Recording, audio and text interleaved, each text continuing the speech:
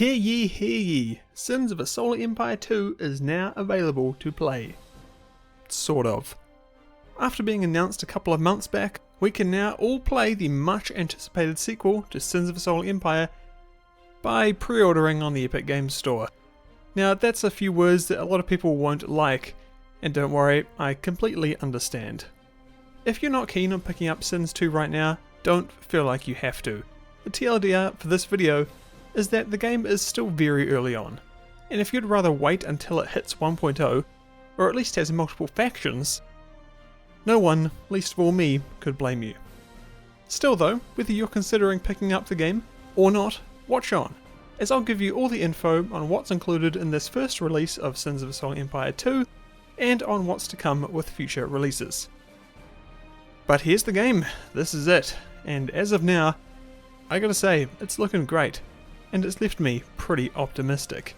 And before we get into the weeds, I wanted to let you know that I didn't receive any sort of review code or early access to Sins 2. The video itself does have a sponsor though, and that's Opera GX. Opera GX is a gaming-focused version of the existing Opera browser that's been around for a while now, making it reliable, quick, and very customizable, with a plethora of built-in tools, tricks, and features that you'll actually use. Both the GX control panel and network limiter help to keep your PC running smooth by allowing you to allocate processing power, RAM usage, and network bandwidth to what you want. Get back, browser tabs, this RAM is allocated for gaming. At the same time, GX can integrate a bunch of different social media channels and music streaming services into the browser itself through the sidebar, so you can get notified when streams go live without even needing to have the site open. My favourite integration is definitely music streaming though. Being a chronic music listener means Spotify is basically always blaring something at me, so being able to have it automatically pause whenever I watch a video, then resume once it's over, is pretty great. There's even now a mobile version of GX, which like any good browser connects and syncs with GX on PC. Opera GX brings a ton of useful features and tools, and is easily the most interesting competitor to crop up against the big players in recent years. And of course it is free to download, so just use my link in the description to get started. So thank you very much to Opera GX for sponsoring this video, and let's get back to it. Let's start with a bit of context to this video. So I've played around 6 hours so far across a few different games.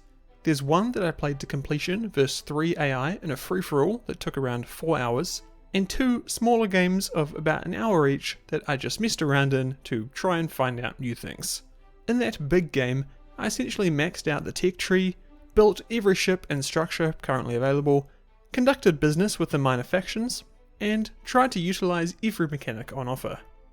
So I feel like I'm in a pretty good spot to tell you about the game right now, and how different it is compared to Sins 1, as well as how I think it's progressing so far. Firstly, let's talk about performance. Ironclad have made quite a song and dance about their new 64-bit engine, and while it's hard to fully put it to the test without a 5-stun multi-system multiplayer game that takes 10 or 20 hours, so far I've been very impressed. I ran it on a Ryzen 9 3900X with 64 gigs of RAM and an RTX 3070, and there were absolutely no issues to speak of, even when the game was sped up to 10x. It ran buttery smooth, looked great, and I experienced 0 crashes and only the tiniest of bugs, where once or twice a ship wouldn't fire until I moved its position, and the research kinda went off the screen here. As the disclaimer said, I know some of the gameplay footage does have some stutters. For some reason that came up in the recording, but I assure you it was not during gameplay. For a game in a pre-alpha state, this is all quite impressive, and I look forward to seeing how it performs down the line. It was also super easy to configure the resolution and window size if you're playing on an ultra-wide monitor like I am, which is something I really appreciate. Graphically, the game looks great. While there are a lot of placeholder assets, ranging from ships to particle effects to icons, what's new is honestly really nice. I know there were some complaints at the game's art style seen in the pre-release material, but I'd be surprised if that continued to be an issue for most people. The new ship designs are awesome, and the quality of them is a galactic leap forward from Rebellion. The colours might be a bit much for some, so I was glad to see an option in the game setup screen that tones them down a few notches to more imitate their palette in the original game. But personally, I quite like it. And if the new effects are anything to go by, Sins 2 will only look better as the legacy ones get put out and the new ones come in. The global lighting system is awesome, and I really love how ships get lit up when explosions or lasers go off around them. Also, I usually hate these outlines around units in RTS games, but here, I don't know, I kinda like it. It's thin enough to not be annoying, and it only shows up when units are selected, but let me know what you think down below. Now, onto the gameplay itself. Despite this being quite a limited release, I still have a lot to talk about, clearly. So here's what we've got. There's one faction available in the Tech Loyalists, and one map. A randomly generated medium-sized system for up to 4 players. So right now, that's you and 1 to 3 AI, and it can be played as a 2v2 or free-for-all. The faction itself is limited in terms of what's available. There are no Titan class units, no star bases, no culture mechanics, and only 2 capital ships in the Cole and Akan, and it's also missing some faction-specific research, and I assume other new ships and technologies that haven't been announced yet. And I'm sure there's more stuff that I'm forgetting. So essentially, you have a cut down version of Sins 1, where you can only play as the tech, on an average size star map, with no late game, and no multiplayer. At least that's what I would be saying if it weren't for the new and altered mechanics that Sins 2 brings that do differentiate it quite significantly. I'm going to break these into 4 main categories, so feel free to skip to certain ones that you want to hear about. Also, a disclaimer, it's likely that a lot of these will be altered throughout development, so don't take anything I have here as gospel. And if you don't like it, please give the devs your feedback. A similar through line you're going to see throughout all these categories is that on the surface, they look quite similar to what's in Sins Rebellion. It's not until we get into the details a bit that we see how things have really changed, some to more of a degree than others. Planet management falls on the side of more significant differences, which is mainly down to the fact that a lot of it has been streamlined to make managing them easier. Development has been simplified, and the available infrastructure improvements have been reduced to 4 possible options, compared to the 6 or 7 there was previously. So we've got commerce, mining, defense, and logistics. The amount that you can upgrade these depends on the type of planet that you're working with, and each planet also has a required number of upgrades needed to get it out of the black. That's to say that owning it is making you credits rather than costing you. This fulfills the role of the civilian infrastructure improvement in Sins 1. Planets also now have a component slot which accepts a single modifier to improve it in some way. It could be extra logistics slots, increased resource income, or higher health. There's quite a few to choose from. That brings us to economy, which has also seen quite significant change. The core principles are the same. Planets earn you credits and a small amount of metal and/or crystals, and asteroids can be mined for their associated material. What's different now though is that mining an asteroid requires significant investment, and it's no longer really an early game task. Also, planets won't earn resources at all now until you invest in them at a planetary level. And lastly, crucially, metal and crystal cannot be traded until you make physical contact with the minor faction that deals in it. This all means that the early game can be quite a bit slower than before, and you've got to be more careful in aggressively expanding, as you can easily stall out your economy and bring it to a crawl if you don't invest heavily in your early planets. Oh, and how could I forget, there's actually an entirely new resource added to the game too, and they're called exotics. These are a collection of super rare minerals that are discovered in individual pieces. You'll likely only have a few of them until later in the game where you can start to manufacture them yourself. Exotics play a key role as they have essentially replaced the capital ship crew system from Sins 1. Because yes, you need exotics to build capital class vessels, and those vessels have been intentionally made more difficult to build in the early game because of this. Your first is free, as is tradition, but beyond that you'll need to seek out these exotic materials to build more. I assume that they're also going to be used for starbases, titans, and other late game niceties that the game has in store for us down the track. Alright, fleets. Now these work pretty similar to the way they did before. Supply remains as essentially your population cap, and most of the ship classes are the same as before. There's been some minor changes, like the removal of ship-to-ship weapons from support craft, and all ships essentially being split into categories of either small or big for their associated construction yard. Oh, capital ships also receive that component slot I mentioned earlier, so you can upgrade and customize them to an extent with some unique abilities and weapons. Right, what's left? Okay, let's do combat, research, and then just a random list of stuff that didn't slot nicely into any of these categories. The biggest addition is probably the targetable missiles and tracking turrets. Essentially, having these means that you can effectively screen larger ships from missile attack if you smartly place your ships with light cannons between them. And in a way you can kind of do the same for fighters too. And to accommodate this, you can actually see what weapons your ships have thanks to these great little descriptions in the bottom right. And I'm secretly crossing my fingers that we might get some customization for ship loadouts coming down the line, but I'm not holding my breath. Research. Now this has changed a bit too, for the worse in my opinion. Instead of the tech trees from the last game, it's now just presented as this big list with separate categories, and it does say under construction, so maybe this is a placeholder, we'll see, but for now, that's what we've got. Now, it is great that you can search for exactly what you want, but the functionality is really unchanged otherwise, and it's just now harder to use. I much prefer the tech tree format, and I hope it does return to that going forward. However, I'm glad the ability to queue research and the things it unlocks without needing to complete it remains. Also, being able to see what's queued up and the notifications at the top of the screen are welcome quality of life additions. As is the ability to build ships and the like without having done the required research, and have it conduct that research automatically. Oh, and kind of importantly, military and civilian research distinctions don't exist anymore. They now just fall under a single research umbrella with a single research outpost rather than one for each. A good change in my opinion. I always found it unnecessarily finicky having to balance the two in Sims 1. Right, this video is getting a lot longer than I anticipated, so let's quickly get through this quick list of random things that I couldn't find a place for, but wanted to mention. The orbiting planet system isn't as impactful or as obvious as I thought it would be. It's not super clear where planets are orbiting to, and what phase lanes are going to be open or closed over time. I tended to just forget about it because things happen quite slowly, and then sometime I'd be zoomed in for a while, then I'd zoom out, and just be left scratching my head as I saw that half my phase lanes were just gone. I think the system could be significantly clarified.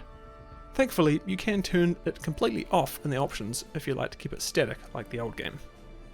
I like how you can add whatever you want to the bookmarks on the top left, but I think it should at least add planets you occupy automatically. Right now, it's quite annoying to remember to add every new colony yourself as a way to jump between them quickly.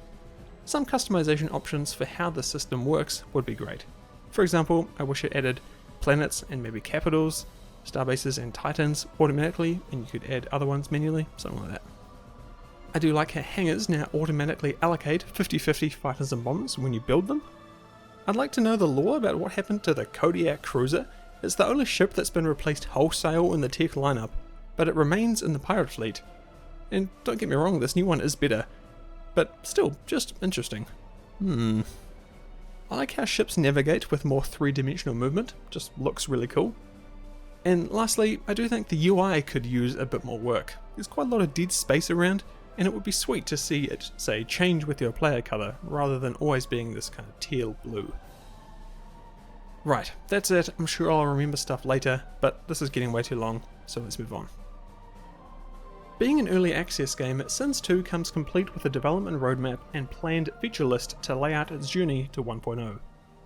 The plan is for the game to have 3 distinct phases of early access. The first is the single player technical preview, that's where we're at now. The second is the alpha stage, and the third is a beta. This was all laid out in a blog post released alongside the game today. I'm a little confused though because some things aren't super clear, because they also released this roadmap which shows a second tech preview later this year, and multiplayer in the start of next year with more to come. And it's not clear whether these are the 3 phases, so tech preview, alpha and beta, or if these are like 3 stages in the first phase, because the phases describe multiplayer and the remaining factions coming in phase 2, but the second card on the roadmap clearly says it's still tech only, and the third is labelled as multiplayer. And then they also say that there will be monthly updates to go alongside this.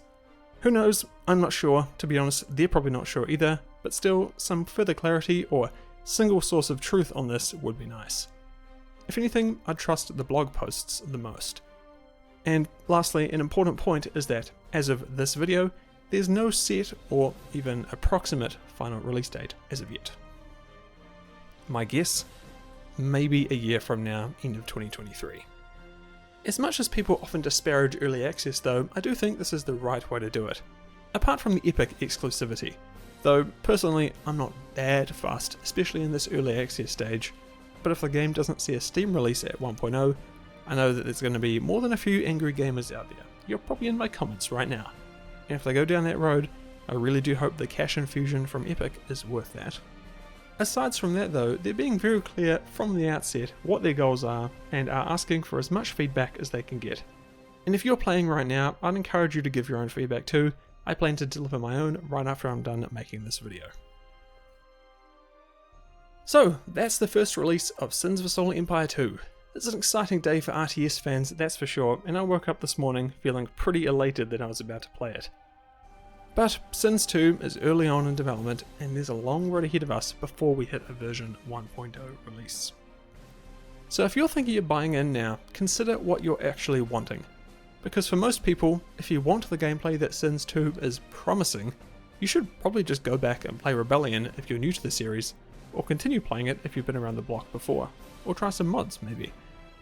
Content-wise, Sins 2 isn't even close to matching what Rebellion offers, which is fine because that's the whole idea of this release.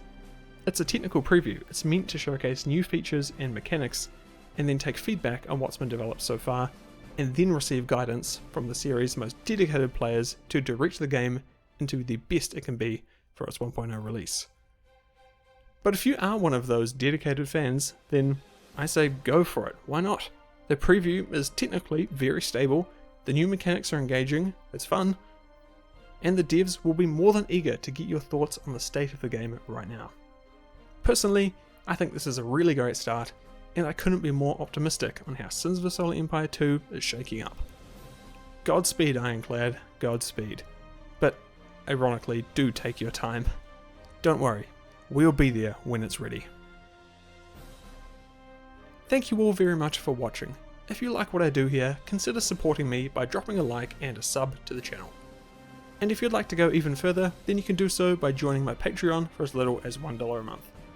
As part of the higher tiers, you can ask me a question at the end of the video. So, on that note, Ludwig Pervertoni asks, so what's next? You've had some solid series, thank you. Interesting interviews, thank you. More or less random vids and thought pieces, sure, that's fair. Do you have a future plan, a direction for the channel you'd like to follow, or something along those lines? Great question. I don't really have a further, set in stone plan. I have plans for videos and things I'd like to do, but as of right now, I don't really have enough time to really set a plan in motion, and I almost feel like having a YouTube channel, they work best without a plan in a weird way. Some of my best performing videos were made on a whim, not planned out, so I kind of just like to take it as it comes. There are definitely some key videos I want to make, say next year, but aside from that, I don't really plan too much out. I usually have the next couple of videos planned, and you'd know if you are in my Patreon, you get access to my Trello board, so you can see what videos I'm working on and what ones I have planned. Thanks for the question, and like I said, if you'd like to ask your own, then sign up and you can support the channel. You'll join legends like Aero, Crizzy218, George Rain, Jack Walsh, Nutty Jawa, Overlord Jeebus, T-Edits, Crispy Robo Chicken, David DeBolyi, Dakayo, Nintendo, and Ludwig Pervertoni, who asked the question before and supports me at the Paladin tier. Thanks very much, mate, you know I appreciate it. So thank you again very much for watching, and I will see you all next time.